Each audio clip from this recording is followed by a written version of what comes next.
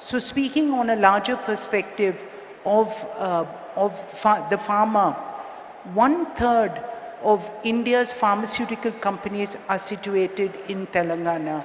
And India exports one third of the world's vaccines again from Telangana. And this is because again of the infrastructure that was created, of great companies that came up because there was infrastructure like the National Institute of Nutrition, IDPL, and many other organizations of learning and of government industry. So this is the support, and this is how we work hand in hand. Take the Genome Valley.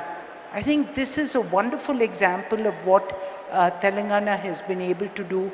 And for that, again, sir, we can tell you that we have the largest biobank in Asia sitting here in Apollo hospitals, and this is where the strength comes. So when innovation takes off.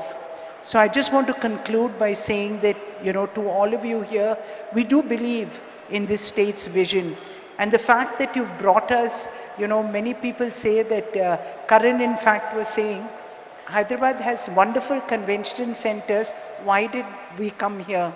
And I think the real point here was because we need to show people that all around Hyderabad, innovation will take place, vision will take place, and for this hungry youth of people in Hyderabad, people in Telangana, people around India, and for Vikshit Bharat, this is where you will come. And I think this city will probably be one of the fastest growing with your vision. Congratulations again, and we are so proud to be a part of your vision and your growth. Thank you all again.